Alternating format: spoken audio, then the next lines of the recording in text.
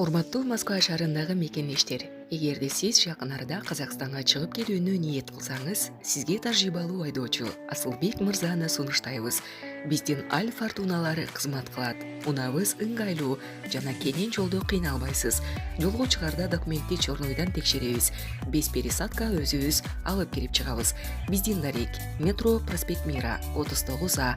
Биздин байланыш номер +7926 929 1820. Орусияда заводдо жарылуу болуп, 6 адам набыт кетти. Самара облусунун Чапаевск шаарындагы Промсинтез заводунда болгон жарылуудан 6 адам каза болду.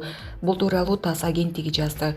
Чапаевск шаарындагы Промсинтез заводунун цехинде оңдоо иштеринин жүрүшүндө жарылуу болуп, анын кесепетинен 8 адам жабыркап, анын 6 каза болду деп айтылат маалыматта.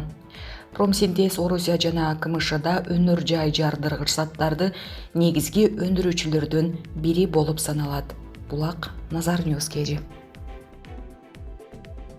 Путин Россияга карата кээ бир өлкөлөрдүн жасап жаткан тоскоолдуктары ишке ашпайт. Россия Федерациясынын президенти Владимир Путин Россияга карата кээ бир өлкөлөрдүн жасап жаткан тоскоолдуктары ишке ашпай турганын Коопсуздук кеңештин жыйынында билдирди.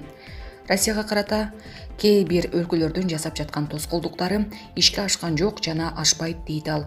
Аталган жыйында алдыда турган жана чет өлкөлөр түзүп жаткан тоскоолдуктардан чыгуу маселесин талкууланды. Булак Назар Ньюс кежи. Баткенде нөшөрлүп жааган жамгырдан улам сел жүрүп, 5 баш мал жандыгына агызып кетти. Бул тууралуу бүгүн 8-июлда Өзгөчө кырдаалдар министрлигинен билдирди. Маалыматка ылайык, кечээ саат 15:00 чамасында Лейлик районунун Катраң айыл өкмөтүнүн аймагында жаан жап, Баул аймагындагы сел келүүчү сай аркылуу сел суулары түшкөн. Ички чарбалык жол катары пайдаланылган сел аранын сайдын ичи айрым жерлери бузулган. 2 турак үйдүн короосуна сел суулары кирген. Айыл өкмөт башчысынын маалыматына караганда 1 бодо мал жана 4 кой эчкини сел суулары агызып кеткен. Учурда сел суулары токтогон жана жол каттамы өзгүлтүккө учураган жок деп айтылат билдирүүдө. Жеринде Өзгөчө кырдаалдар министрлиги тарабынан тактоо иштери жүргүзүлүп, калыбына келтирүү иштерине 13-жол тейлөө ишканасынан 2 бирдик техника тартылганы кошумчаланды. Булак Супер кежи.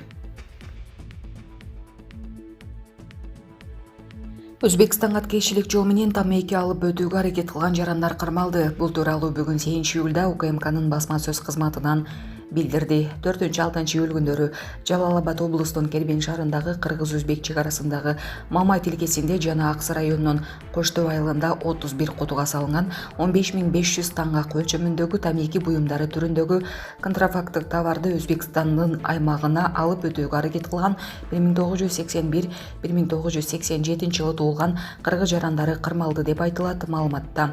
Бул фактылар боюнча кылмыш жаза кодексинин экономикалык контрабанда, милдеттүү акциздик салык салынуучу продукцияларды, акциздик маркалары жана идентификациялуу каражаттары жок жүгүртүү негизинде кылмыш иши козголду. Учурда тергөө иш-чаралары жүрүп жатканы кошумчаланды. Ошондой эле атайын кызмат жарандардан ушул сыяктуу фактылар жана башка укук бузуулар боюнча маалыматтар болсо, УКМКнын башкы башкармалыгынын нөөмөт бөлүмүнүн 03722 5 60 49 03722 5 49 61 телефондоруна кайрылууну өтүндү. Булак Супер кежи. Быйыл Токтогулда суунун көлөмү 2 миллиард метр кубка аз болот. Өкмөт электр энергиясын үнөмдөөгө чакырды. Министрлер кабинетинин төрагасынын орун басары Бакыт Төрөбаевдин жетекчилиги астында күз-кыш мезгилине даярдык боюнча республикалык штабтын жыйыны өтүп, анын күн тартибинде 3 маселе каралды.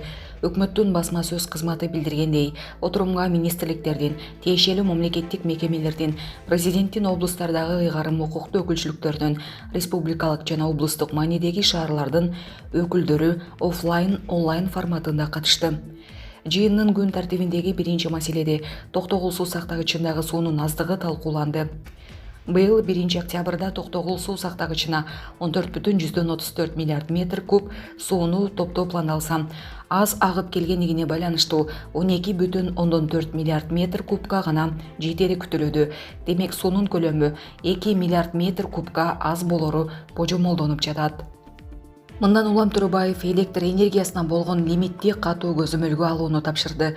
Айыл башчылардан тартып айыл аймактар, район акимдери, облус жетекчилери, мэрлер жана тиешелүү бардык мамлекеттик мекемелердин жетекчилери Кыргызстан улуттук тармактар ишканасы менен биргеликте электр энергиясына болгон лимитти катуу көзөмөлгө алгыла.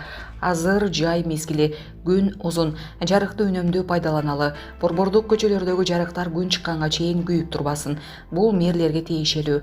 Токтогул суу сактагычындагы сууну азыртадан сарамжалдуу пайдаланалы, деди ал.